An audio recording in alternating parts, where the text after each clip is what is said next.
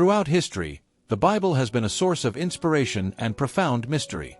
Yet, there are layers of its narrative that remain largely unexplored, offering a deeper glimpse into humanity's origins, spirituality, and divine encounters. Could the sons of God in Genesis be more than spiritual beings? Is it possible that ancient civilizations and advanced entities played a role in shaping our existence? These questions challenge conventional interpretations of Scripture and invite us to re-examine our place in the universe. If you've ever felt that there's more to the biblical story than meets the eye, you're not alone, and the revelations might surprise you. Curious about these hidden truths? Make sure to subscribe to this channel and turn on notifications to join us on this fascinating journey through Scripture and beyond. Exploration about the sons of God and angels. The Bible's references to the sons of God and angels remain some of its most enigmatic passages, inviting varied interpretations. Jordan Maxwell draws attention to the distinction between these two groups, suggesting that angels are spiritual entities while the sons of God may be physical beings resembling humans but originating from other realms. In Genesis 6 verse 2, the sons of God are described as taking human wives, an act that leads to the birth of the Nephilim. This, according to Maxwell, could indicate their physicality and a deeper connection to the human story than traditional theology often suggests. Maxwell posits that these sons of God were instrumental in shaping humanity, aligning with the Genesis account of humans being created in the image and likeness of these beings. This challenges the typical theological interpretation that exclusively attributes creation to God alone. By framing the sons of God as advanced entities or even extraterrestrials, Maxwell opens the door to the possibility that humanity's origins may be linked to interventions by these beings rather than solely divine acts. Furthermore, biblical descriptions of angels differ from the sons of God in their roles and appearances. Angels often serve as messengers or warriors, appearing in spiritual form, such as in the stories of Gabriel delivering news to Mary, Luke 1 verses 26 to 38, or Michael leading heavenly armies, Revelation 12 verse 7. Conversely, the sons of God are described as engaging with humanity on a much more tangible level, such as forming families or even influencing civilizations. Maxwell's interpretation reframes these stories as evidence of a broader narrative involving beings who walk the earth alongside humans. This perspective gains weight when considering ancient cultures beyond the Bible. Many traditions, from the Sumerians to the Greeks, recount stories of godlike beings descending from the heavens to interact with humanity. These myths parallel the biblical accounts, suggesting that the concept of sons of God may reflect a universal human memory of contact with advanced entities. Maxwell sees this as evidence of an overarching narrative that transcends any single religious tradition. A controversial element of Maxwell's theory is his claim that these sons of God played a direct role in manipulating human genetics. Genesis 6 verse 4 notes that the Nephilim were mighty beings of renown, potentially pointing to a hybrid lineage resulting from their union with human women. This interpretation aligns with modern theories of ancient astronaut interventions, where extraterrestrials allegedly guided the evolutionary trajectory of Homo sapiens. Maxwell also ties the actions of the sons of God to the moral decay described in Genesis 6, which leads to the Great Flood. He argues that their interactions with humanity caused a corruption that required divine intervention. This raises profound questions about the ethical implications of these beings' involvement in human affairs and whether their actions align with the biblical portrayal of God's will. However, Maxwell's theories are not without their challenges.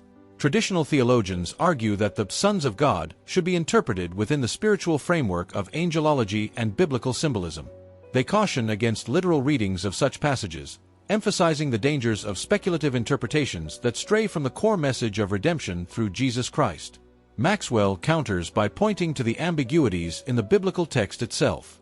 The lack of explicit detail about the sons of God and their activities invites speculation, particularly when combined with archaeological discoveries and alternative readings of ancient texts.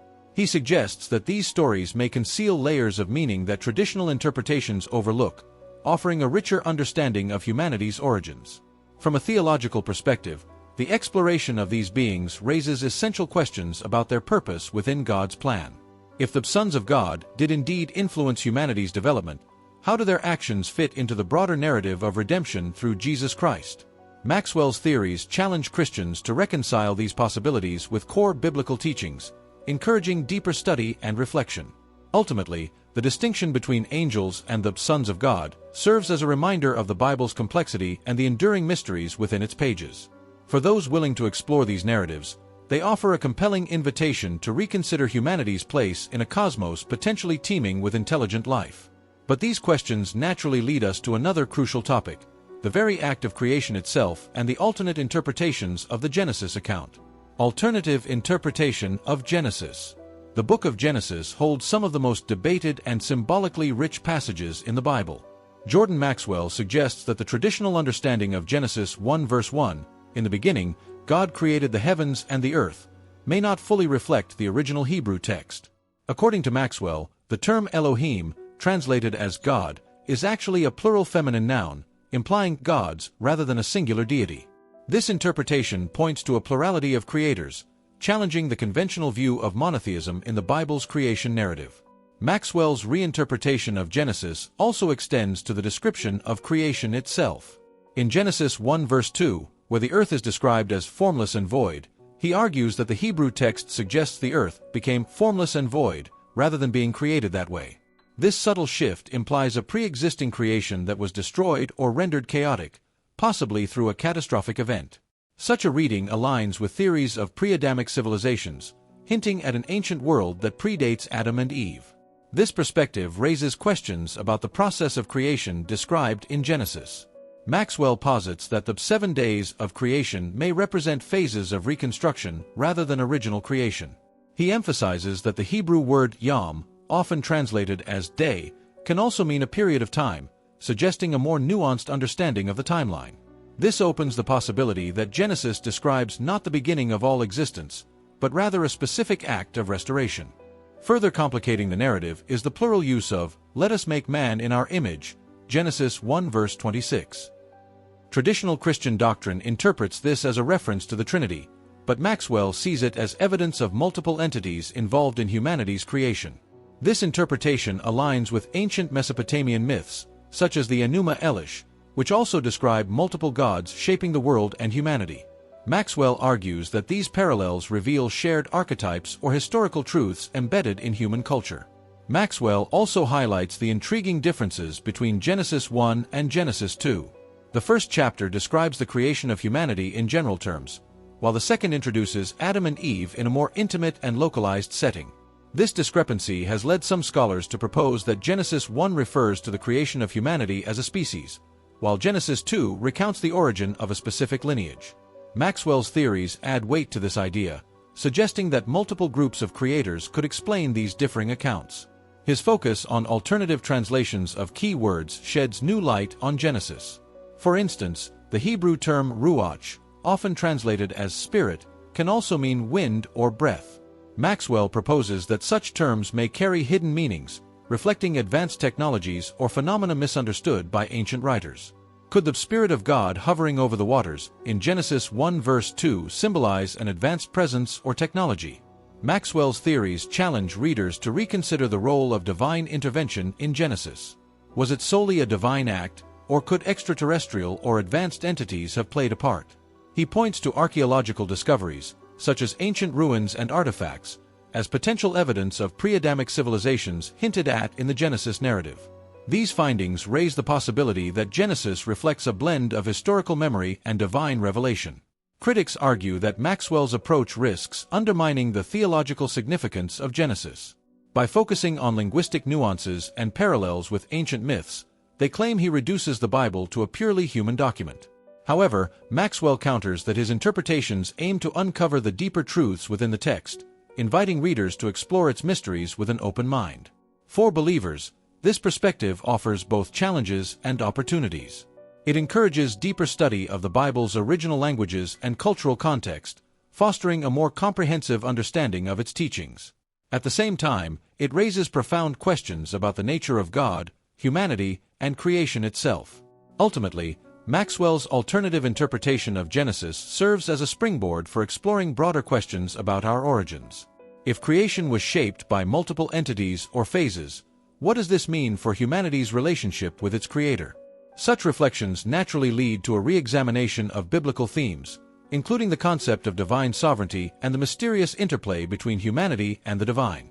Reinterpretation of passages about creation. Jordan Maxwell's reinterpretation of biblical creation passages offers a provocative alternative to traditional readings. Central to his argument is the phrase, "The earth was formless and void," Genesis 1 verse 2, which he claims has been mistranslated. He asserts that the Hebrew text implies the earth became formless and void, suggesting a prior state of order that was disrupted. This reinterpretation aligns with the idea of a cataclysmic event preceding the biblical account, hinting at a recreation rather than an original act of creation. Maxwell further critiques how biblical translations have shaped our understanding of Genesis. The King James Version, for example, translates the Hebrew term tohu v'ebohu as without form and void, but Maxwell argues that these words signify desolation and chaos. This shift in meaning supports theories of pre-Adamic civilizations, possibly destroyed by divine judgment or natural catastrophe, leaving behind the remnants of a once thriving world. This reinterpretation draws attention to gaps in the biblical timeline. Could Genesis 1 verse 1 and 1:2 describe two separate events? Maxwell suggests that the Bible leaves room for an ancient, advanced civilization that predates Adam and Eve. Such civilizations may even explain the existence of enigmatic structures, like the pyramids or submerged ruins, which defy conventional historical narratives. Maxwell also explores the symbolism of light and darkness in the creation narrative. In Genesis 1 verse 3, God declares, "Let there be light," but the sun and stars are not created until later. He proposes that this light may symbolize knowledge or divine energy rather than physical illumination.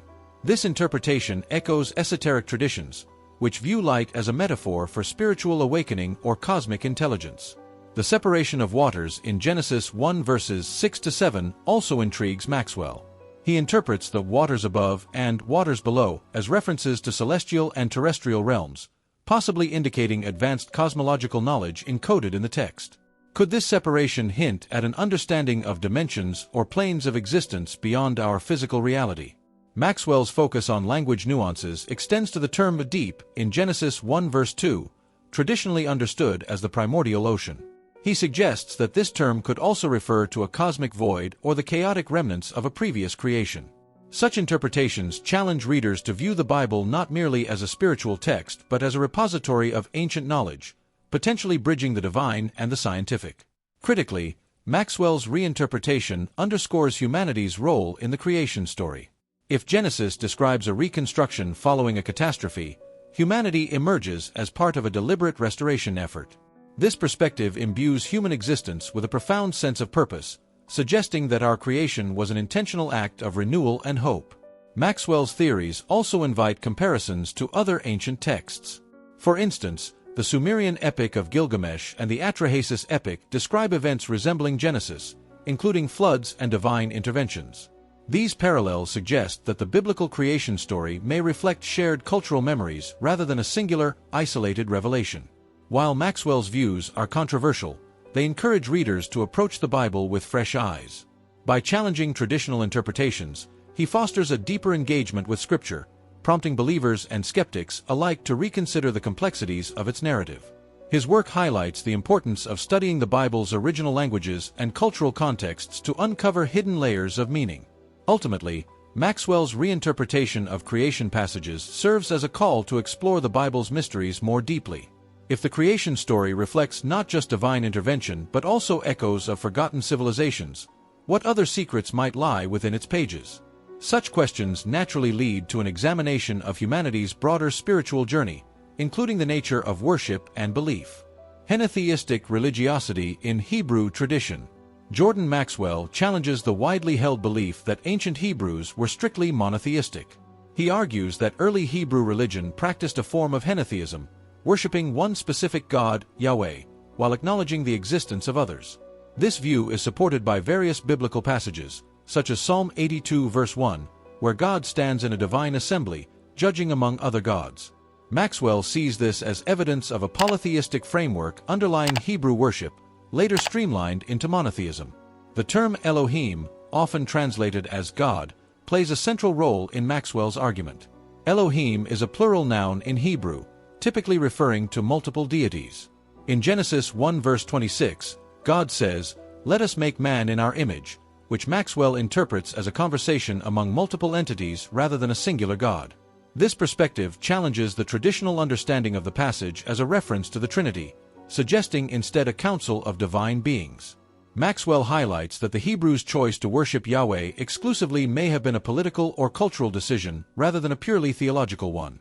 Deuteronomy 32 verses 8-9 describes Yahweh receiving Israel as his inheritance, implying a division of nations among various gods. This concept aligns with ancient Near Eastern traditions, where gods ruled over specific regions or peoples.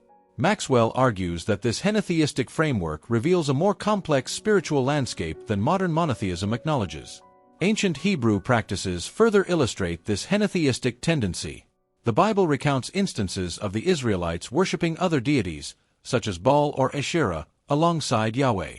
Prophets like Elijah and Hosea repeatedly denounce this behavior, but Maxwell suggests that such syncretism reflects an enduring cultural memory of polytheistic worship. These moments offer glimpses into a transitional phase, where devotion to Yahweh became increasingly dominant. Maxwell also examines archaeological evidence supporting this theory.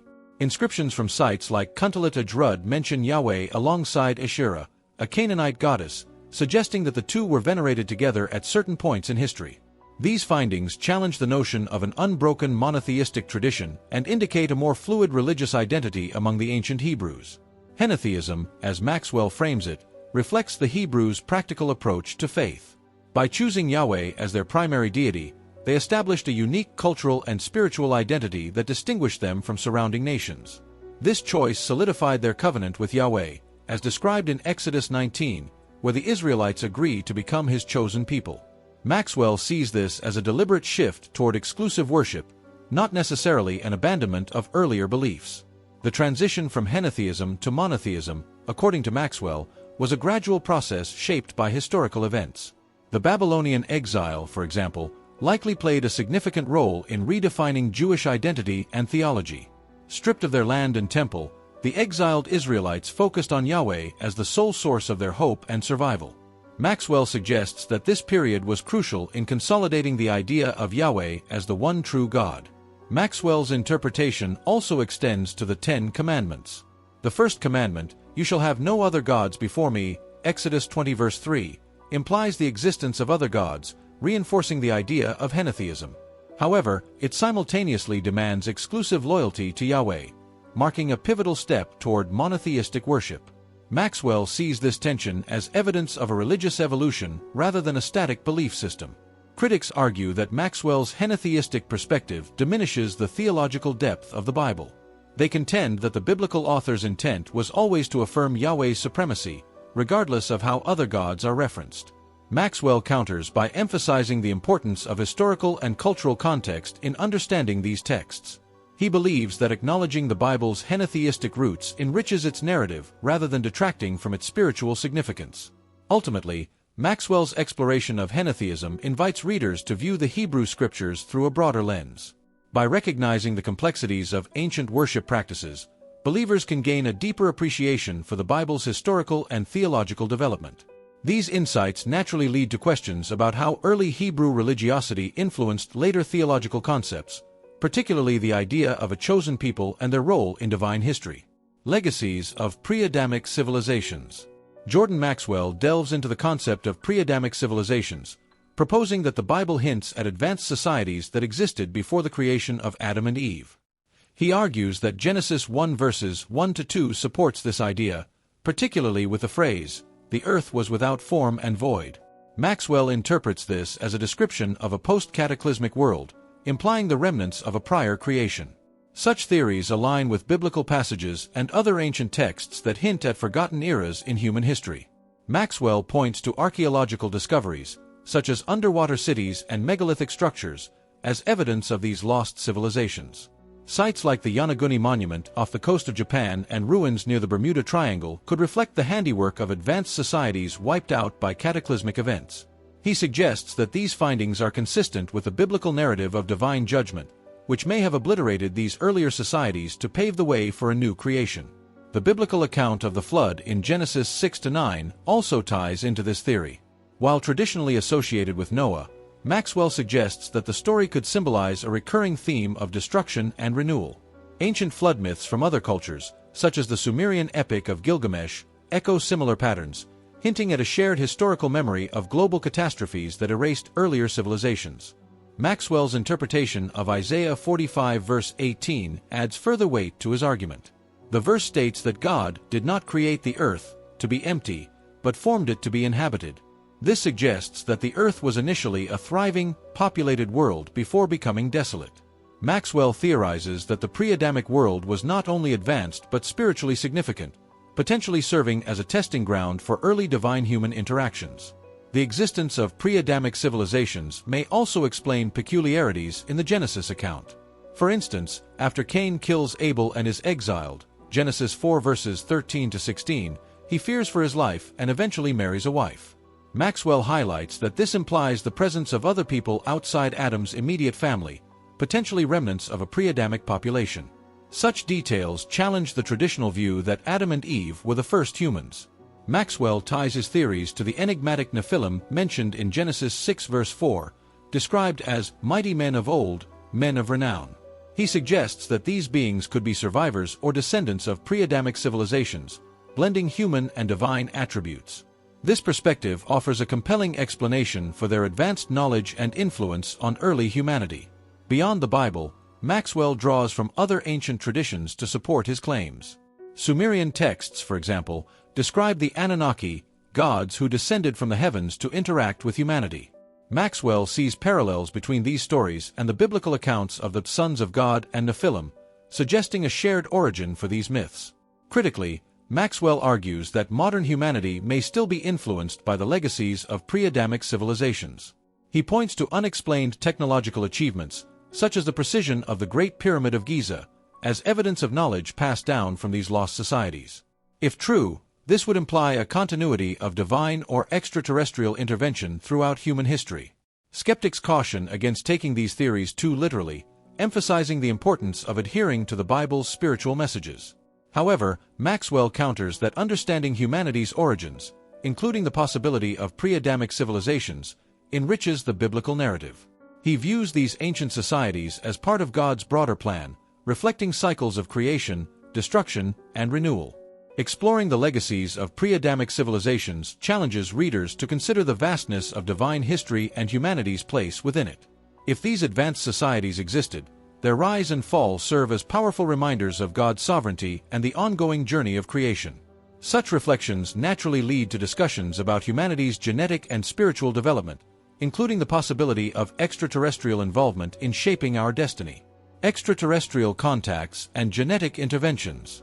Jordan Maxwell's theories take a provocative turn when he suggests that extraterrestrial beings, described in ancient texts as gods or divine messengers, played a direct role in humanity's genetic development. According to Maxwell, the phrase, "Let us make man in our image," Genesis 1 verse 26, could indicate a collaborative effort among advanced beings who genetically engineered early humans. This interpretation aligns with modern ancient astronaut theories, which posit that extraterrestrial intervention guided the evolution of Homo sapiens. Maxwell highlights the abrupt emergence of modern humans as a point of intrigue. The missing link in evolutionary history, the gap between primitive hominins and anatomically modern humans, raises questions about how such a leap in intelligence and capability occurred. Maxwell suggests that genetic manipulation by extraterrestrial beings could explain this sudden advancement, pointing to myths from various cultures that describe gods or celestial beings creating humanity. The Bible's references to the Nephilim in Genesis 6 verse 4 also support this theory.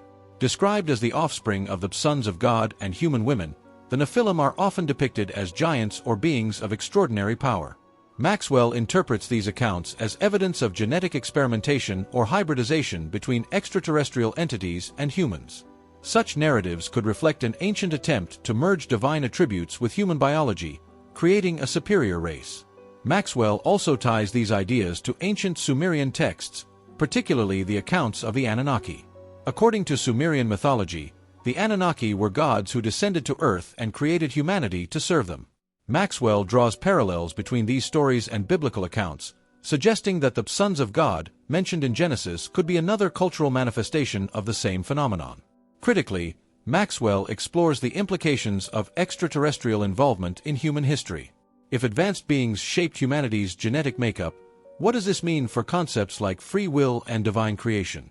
Maxwell argues that this perspective does not diminish the role of God, but rather expands our understanding of the methods through which divine plans unfold. He sees the potential involvement of extraterrestrials as part of a larger, God-ordained process. The technological sophistication described in biblical accounts also supports Maxwell's claims. Stories such as Ezekiel's vision of a wheel within a wheel, Ezekiel 1 verse 16, or the pillar of fire and cloud that guided the Israelites, Exodus 13 verse 21, could reflect ancient encounters with advanced technology. Maxwell suggests that these descriptions, while interpreted through the lens of ancient understanding, hint at interactions with beings possessing superior knowledge and capabilities. Maxwell's theories resonate with other ancient traditions.